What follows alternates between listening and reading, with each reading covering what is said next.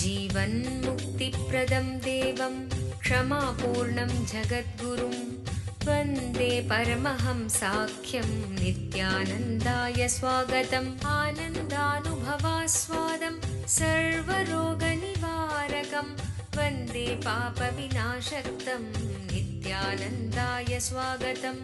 नित्यमुक्तं निर्विकल्पं ध्यानलोकप्रदीपकं वन्दे शान्तमयं बन्धं नित्यानन्दाय स्वागतम्। பரமஹம்ச நித்யானந்தர் ஓர் வாழும் அவதார புருஷர். பிறப்பிலிருந்தே ஞானத்தை, ஞான சக்தியை வெளிப்படுத்திய பிறவி யோகி. 500க்கும் மேற்பட்ட புத்தகங்களை 27 மொழிகளில் அருளிய எழுத்தாளர். 8000 மணி நேரத்திற்கும் மேல் ஞான கருத்துக்களை மொழிந்துள்ள அரிய பேச்சாளர். ஆயிரக்கணக்கானவர்களுக்கு உணவு, மருத்துவம், கல்வி, ஆன்மீகம் போன்ற துறைகளில் ஒப்பற்ற சேவை செய்து வரும் சமூக சேவகர். லட்சக்கணக்கானவர்களுக்கு தலைவலி முதல் கேன்சர் வரை தனது தியான சக்தியால் தீர்த்து வைத்த தியான சிகிச்சையாளர். லட்சக்கணக்கான மக்களுக்கு உடல் நலம், மனவளம் ஆகியவற்றிற்கான கிரியைகளை வகுத்து தரும் கிரியா யோகி.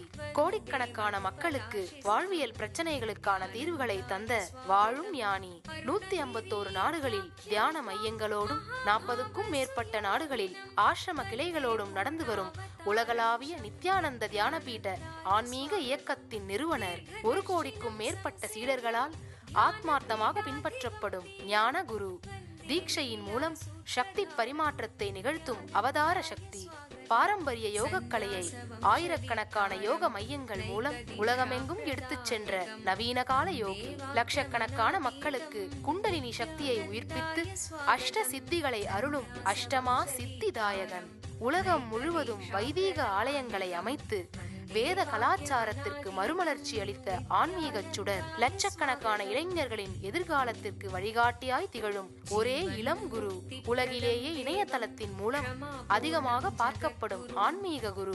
அரசியல் துறையிலும் ஊடகத்துறையிலும் ஊடுருவி இருக்கும் நாத்திக ரவுடி கும்பல்களால் தொடுக்கப்பட்ட மத தாக்குதலையும் தாண்டி ஒப்பற்று ஒளிரும் ஆன்மீக ஒளி. அசைக்க இயலாத, என்றென்றும் நிலைத்திருக்கும் ஞான கல்ப விருட்சம். आनन्दानुभवास्वादं सर्वरोगनिवारकं वन्दे पापविनाशक्तं नित्यानन्दाय स्वागतम्। नित्यमुक्तं निर्विकल्पं ध्यानलोकप्रदीपकं वन्दे शान्तमयं बन्धं नित्यानन्दाय स्वागतम्। आनन्दगन्धसञ्चारं सर्वोपाधिविनिर्मुक्तं वन्दे ज्ञानालयं नाथं नित्यानन्दाय स्वागतम्।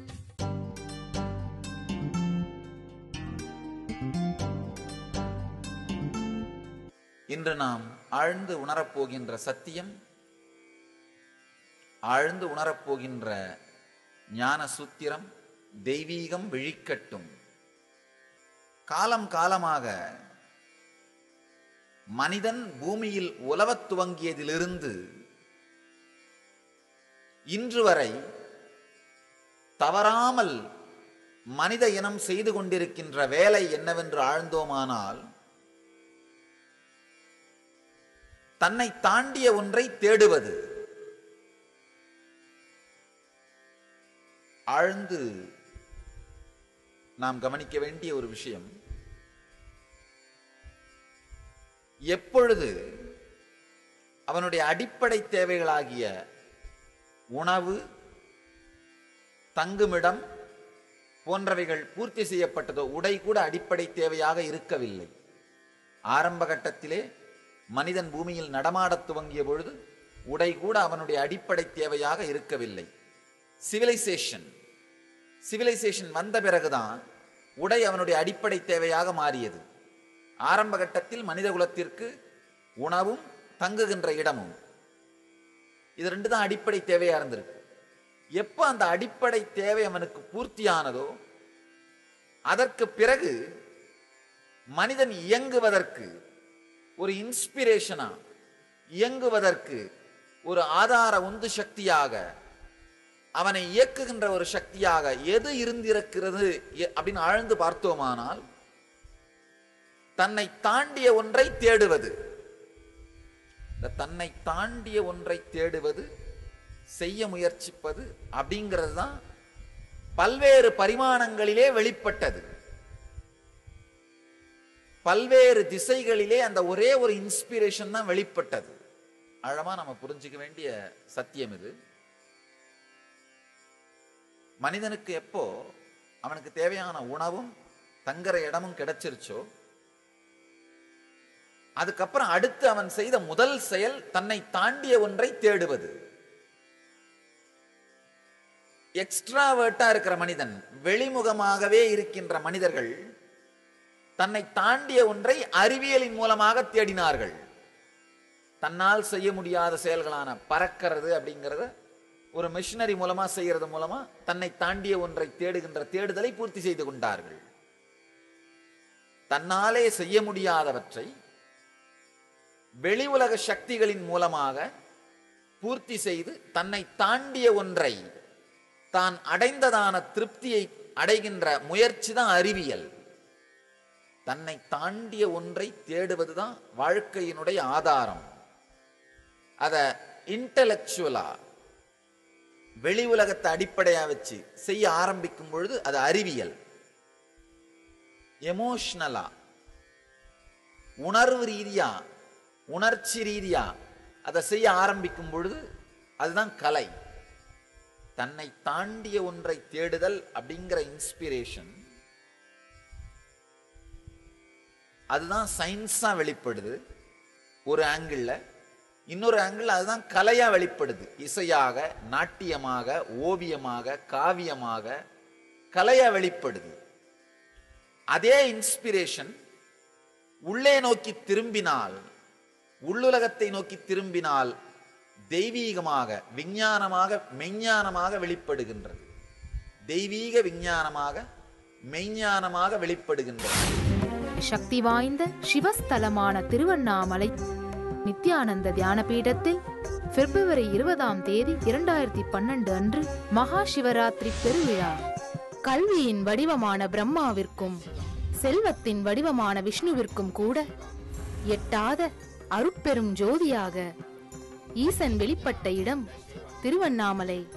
வெளிப்பட்ட நாள் சிவராத்திரி.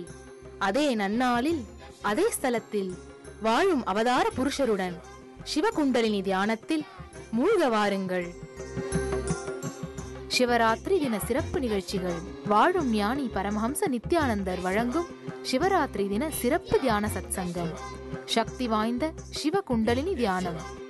பிணிகளை எல்லாம் தீர்க்கும் பெரும் சக்தி வாய்ந்த மகா ருத்ராபிஷேகம் நடைபெறவிருக்கிறது. மேலும் சிவராத்திரி தினத்தன்று எண்ணங்களை நிஜமாக்குவதற்கான சக்தியை தரும் கல்பத்தரு முழுநாள் தியான முகாம் நடைபெறவிருக்கிறது. பரமஹம்சர் ஒவ்வொருவருக்கும் சக்தி தரிசனமும் தீட்சையும் அளிக்கின்றார். இந்த மகா சிவராத்திரி பெருவிழாவில் கலந்து கொண்டு சிவபெருமானின் அருளையும் பரமஹம்சரின் ஆசீர்வாதத்தையும் பெற அனைவரும் வருக. நடைபெறும் இடம் நித்யானந்த தியான பீடம், கிரிவலப்பாதை, திருவண்ணாமலை. தொலைபேசி எண்கள் 7200003311 7200003322. ஆழ்ந்து இந்த சத்தியத்தை புரிந்து கொள்ளுங்களா. ஃபண்டமெண்டல்ஸ்னு சொல்லுவாங்க, மனித குலத்தின் அடிப்படை ரகசியங்கள். இதைத்தான் தேவ ரகசியங்கள்னு சொல்றோம் நாம. அதாவது யார் யாருக்கு இந்த ரகசியங்கள் புரிகின்றதோ அவர்கள் தெய்வங்களைப் போல, தேவர்களைப் போல பூமியிலே வாழ முடியும்.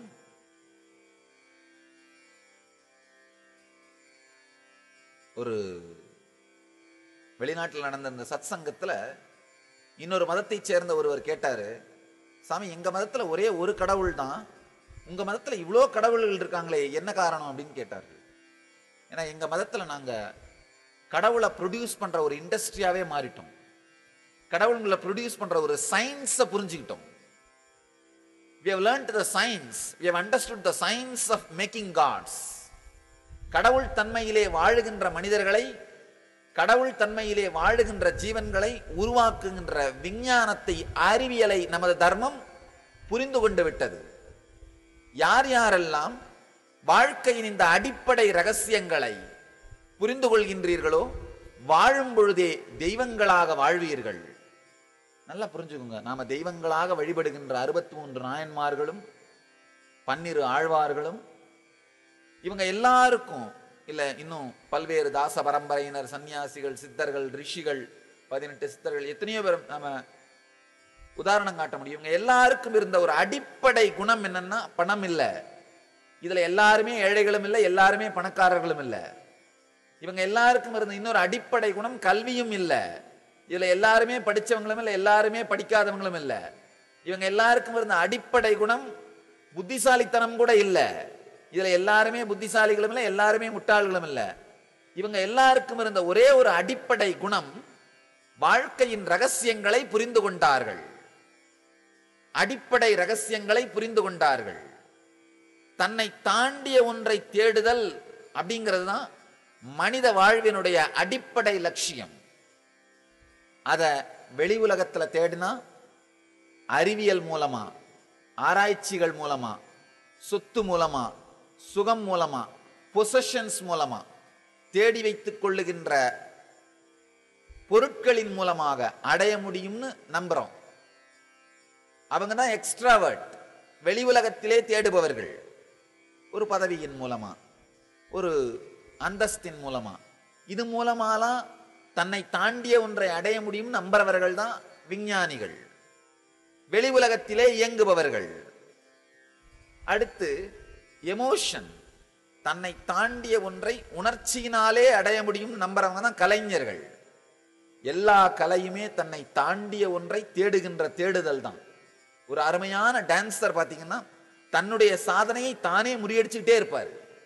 ஒரு அருமையான ஓவியர் பார்த்தீங்கன்னா தன்னுடைய சாதனையை தானே முறியடிச்சுக்கிட்டே இருப்பார். ஒரு அருமையான பேச்சாளர் பார்த்தீங்கன்னா தன்னுடைய சாதனையை தானே முறியடிச்சுக்கிட்டே இருப்பார். ஒரு அருமையான காவியத்தை வரைபவர்கள் தன்னுடைய சாதனையை தானே முறியடித்துக் கொண்டே இருப்பார்கள். தன்னுடைய சாதனையை தானே முறியடித்துக் கொண்டே இருக்கின்ற வரைதான் ஒரு கலைஞன் உயிரோடு இருக்கிறான், ஃபீல்டில் இருக்கிறான்னு அர்த்தம். எப்ப தன்னுடைய சாதனையை தானே முறியடித்துக் கொள்வதை நிறுத்துகிறானோ அப்ப அவர் ரிட்டையர் ஆயிடுறார். உணர்ச்சியின் மூலமாக, உணர்ச்சிங்கிற திசை மூலமாக தன்னை தாண்டிய ஒன்றை தேடுவது கலை. இதையெல்லாம் கடந்து உள்ளே திரும்புவதன் மூலமாக தன்னை தாண்டிய ஒன்றை தேடுவது தெய்வீகம். நம்ம எல்லாருமே பாத்தீங்கன்னா இந்த முதல் 2 விஷயமான இன்டலெக்ட் மூலமா தன்னை தாண்டிய ஒன்றை தேடுவதையும் உணர்ச்சியின் மூலமா தன்னை தாண்டிய ஒன்றை தேடுவதிலும் நாம் ஏற்கனவே நம்முடைய பள்ளிகளாலும் கல்லூரிகளாலும் பயிற்றுவிக்கப்பட்டோம். இந்த 2ஐயும் செய்யறதுக்கு நமக்கு தனி ட்ரைனிங் தேவையில்லை. நம்ம ஸ்கூல் நமக்கு கற்றுக் கொடுத்துருது, நம்ம கல்லூரி நமக்கு கற்றுக் கொடுத்துருது, நம்முடைய பல்கலைக்கழகம் கற்றுக் கொடுத்துருது, நம்முடைய சமுதாயம் கற்றுக் கொடுத்து விடுகின்றது. ஆனா 3வது டைமென்ஷனான உள்ளுலகத்தில் திரும்பி தன்னை தாண்டிய ஒன்றை தேடுதல் அப்படிங்கிற அந்த பரிமாணம் நமக்குள் விழிக்காமல் போவதனால்தான் ஒரு அபூரணமான, ஒரு மந்தத்தன்மையான, திருப்தி இல்லாத வாழ்க்கையை வாழ்ந்தே முடித்து விடுகின்றோம். யார் யாருக்கெல்லாம் இந்த 3வது பரிமாணம் விழிக்கின்றதோ அவர்கள் தெய்வங்களாக வாழ்வார்கள், தெய்வங்களாக வழிபடப்படுவார்கள்.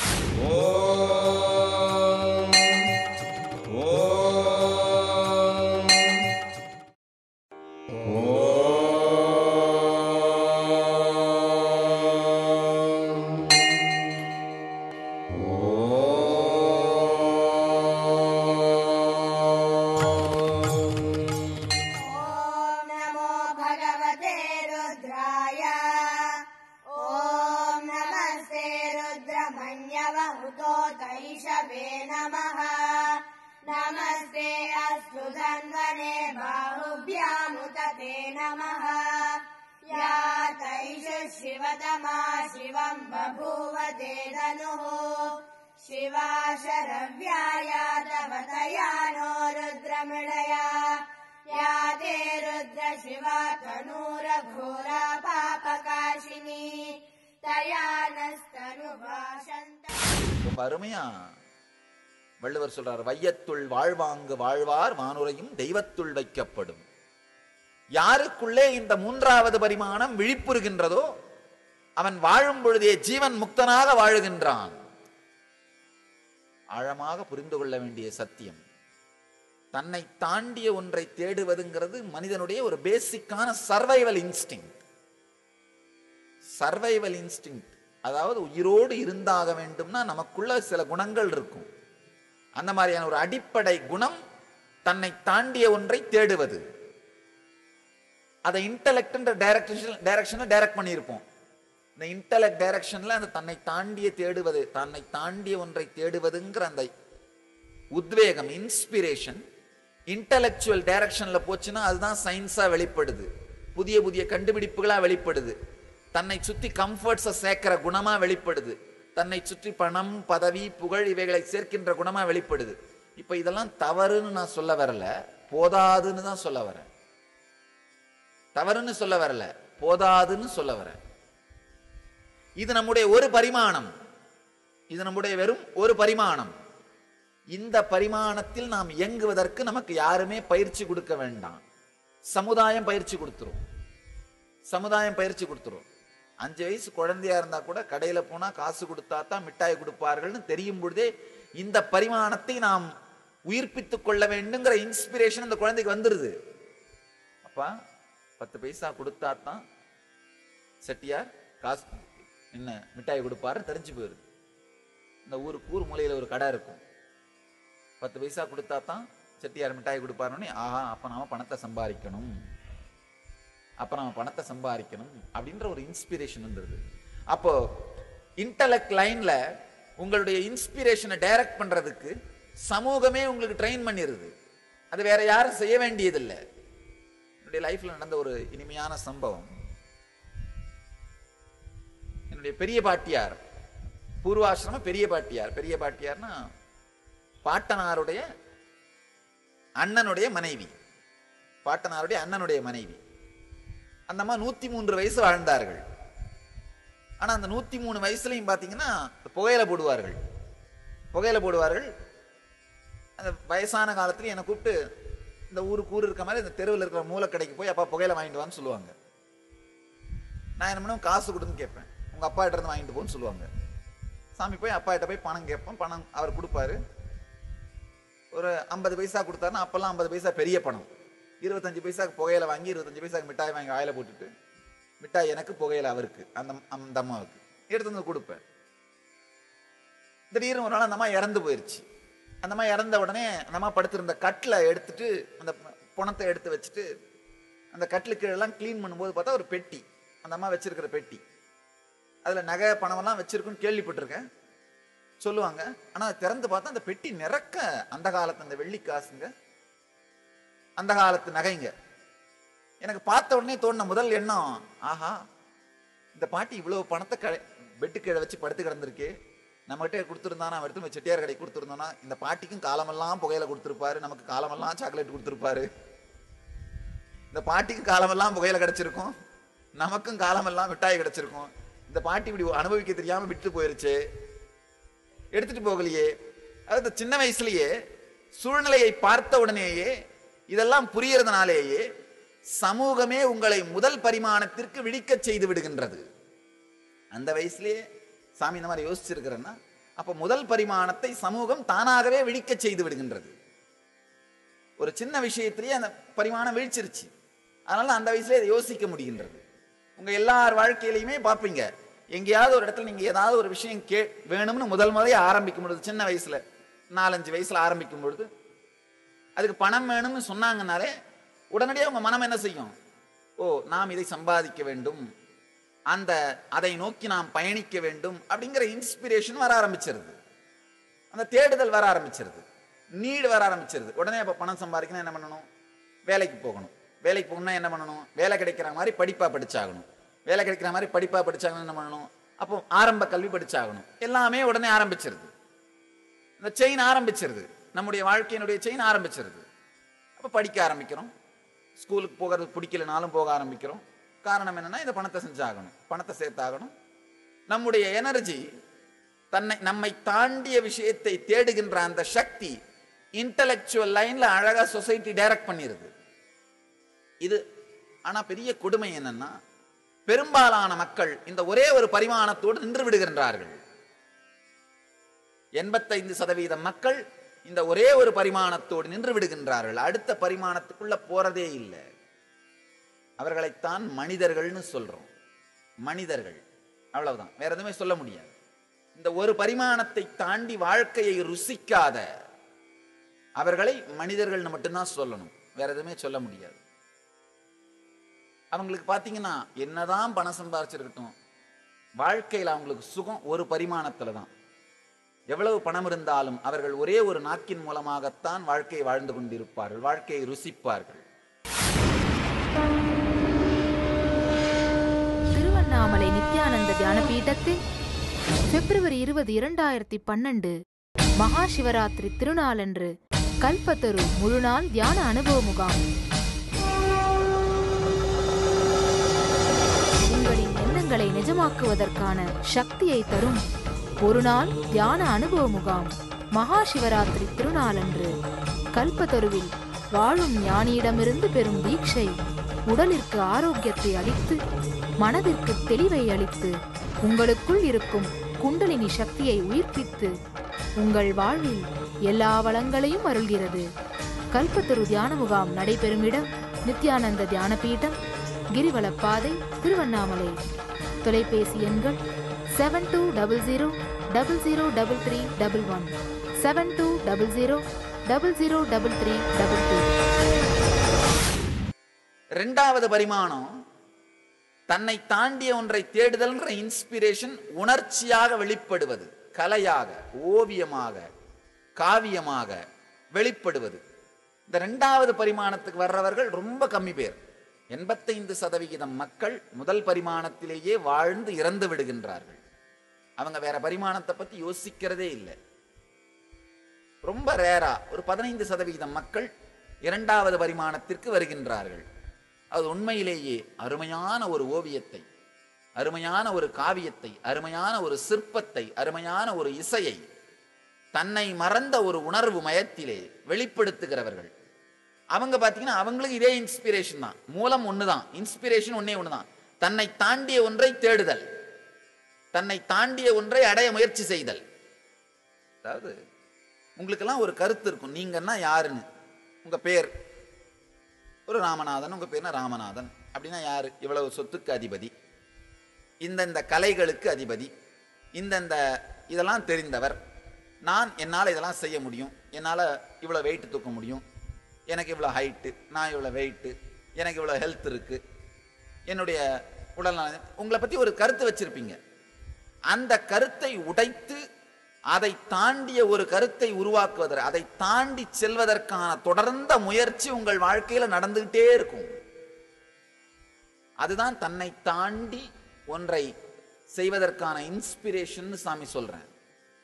தன்னை தாண்டிய ஒன்றை சாதிக்கின்ற முயற்சி. அது வெளி உலகத்தை நோக்கி வெளிப்படும் பொழுது வெறும் விஞ்ஞானமாக, பணமாக முடிகின்றது. இது தவறுன்னு சொல்ல வரல, அது போதாதுன்னு சொல்ல வரேன். அதாவது நீங்க ஒரே ஒரு சேனல் இருக்கிற டிவி பார்த்துட்டு இருக்கிற மாதிரி, ஒரு 10 வருஷத்துக்கு முன்னாடி ஒரே ஒரு சேனல் இருக்கிற டிவி அப்படிங்கிறது ஒன்றும் குறையான ஒரு விஷயம் இல்லை. ஆனா இன்னைக்கும் ஒரே ஒரு சேனல் வச்சிருக்கிற டிவி வச்சிருந்தீங்கன்னா என்ன அர்த்தம்? மிகப்பெரிய குறை. பல சேனலை பார்த்த அப்புறம் தான் புரியும் ஒரு சேனல் மட்டும் வச்சிருக்கிற டிவி வச்சிருக்கிறவர்கள் எவ்வளவு ஏழைகள் அப்படின்னு. ஒண்ணும் இல்லை, இன்னைக்கு உங்க வீட்டில் ரிமோட்டை தட்டிங்கன்னா 100 சேனல் 200 சேனல் வருது. ஆனா கிராமங்களில் ஒரே ஒரு சேனல் மட்டும் வர டிவி வச்சிருக்கவங்க, அல்லது தூர்தர்ஷன் மட்டும் வர டிவி வச்சிருக்கவங்க பார்த்தா நீங்க என்ன நினைக்கிறீங்க? அவர்களை ஏழைகள் நினைக்கிறீங்க. அதே போல்தான் ஞானிகள் உங்களை ஏழைகள் என்று நினைக்கின்றார்கள். நீங்களும் ஒரே ஒரு சேனல் வர டிவி வச்சுட்டு வாழ்ந்துட்டு இருக்கீங்க. பணம்ங்கிற அந்த ஒரு பரிமாணத்தில் மட்டுமே வாழ்க்கையை உங்களால் அனுபவிக்க முடிந்தால், அந்த மாதிரி மனநிலை இருக்கவங்க பார்த்தீங்கன்னா ஊட்டி கொடைக்கானல் போனா கூட அந்த இயற்கையை அவங்களால அனுபவிக்க முடியாது. இங்க ஒரு எஸ்டேட் வாங்கி போடலாமா தான் யோசிச்சுட்டு இருப்பாங்க. சட்டப்பூர்வமா அந்த இடம் அவங்க பேருக்கு வந்தாதான் அதை அவங்களால அனுபவிக்க முடியும். இருக்கின்ற அழகை இனிமையாக அவர்களால் அனுபவிக்க முடியாது. சூரியன் அழகாக உதிக்கின்றான், சந்திரன் இனிமையாக ஒளிர்கின்றான், இனிமையான தென்றல், அருமையான புல்வெளி, இதையெல்லாம் அனுபவிக்க முடியாது. இந்த இடத்து விலை என்ன? இதை வாங்க முடியுமா?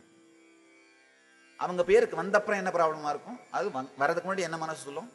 இங்க வாங்கி போட்டோம்னா வருஷத்துக்கு ஒரு 2 தடவை வந்து ரெஸ்ட் எடுக்கலாம். வாங்கி போட்டப்ப அதுக்கப்புறம் ரெஸ்ட் எடுக்க வரும்பொழுது பார்த்தீங்கன்னா என்ன பண்ணுவாங்க? இந்த வீட்டில் பிளம்பிங் சரியா இல்லை, எலக்ட்ரீஷியன் சரியா ஒர்க் பண்ணல, எலக்ட்ரீஷியனை கூப்பிடப்பா, இதை மாத்தப்பா, அதை மாத்தப்பா, அதுலேயே லைஃப் சரியா போயிடும். கடைசி வரை அவர்கள் அனுபவிப்பதே இல்லை. அப்படியே ஒருவேளை அனுபவித்தாலும் ஒரு பரிமாணத்தை மட்டும்தான் அனுபவிக்கின்றார்கள். வாழ்க்கை மோனோட்டோனஸா இருக்கும். ஒரு சில நாட்களுக்கு முன்னாடி ஒரு அன்பர் ஒருத்தர் கேள்வி கேட்டார், சாமி ஒரு 10 வருஷம் வாழ்ந்தாலே போர் அடிச்சிருதே, ஏன் சாமி அப்படின்னு. காரணம் என்னன்னா, ஒரே டியூன்ல கேட்டுட்டு இருக்கீங்க. வாழ்க்கை அப்படிங்கிற ஒரு சங்கீதத்தை ஒரே டியூன்ல கேட்டுட்டு இருக்கீங்க. வாழ்க்கைங்கிற சங்கீதம், வாழ்க்கைங்கிற ஒரு விஷயத்தை ஒரே மோனோட்டோனஸா வாழ்ந்துட்டு இருக்கீங்க. அந்த உங்களை தாண்டி எதையாவது செய்ய வேண்டும்ங்கிற அந்த இன்ஸ்பிரேஷன் ஒரு பைப் வழியா மட்டுமே ஓடுது, ஒரு கனெக்ஷன்ல மட்டுமே ஓடுது. அப்போ உங்களுடைய செயல்பாடுகள், அதனுடைய ரிசல்ட்ஸ் எல்லாமே ஒரு சம்பந்தப்பட்டதாவே இருக்கும், மோனோட்டோனஸா இருக்கும். மோனோட்டோனஸா லைஃப் ஆயிடுச்சுன்னா தோத்தாலும் துக்கம், ஜெயிச்சாலும் துக்கம். நல்லா தெரிஞ்சுக்கோங்க. உங்கள் எல்லோரையும் நித்யானந்தத்தில் நிறைந்து, நித்யானந்தத்தில் மலர்ந்து, நித்யானந்தத்தில் கரைந்து, நித்யானந்தமாகிட ஆசீர்வதிக்கின்றேன். நன்றி. ஆனந்தமாக இருங்கள். நித்யானந்த தியானபீடம், நித்யானந்தபுரி ஆஃப் மைசூர் ரோடு, விடுதி, பெங்களூர். 9742203311 08027202084.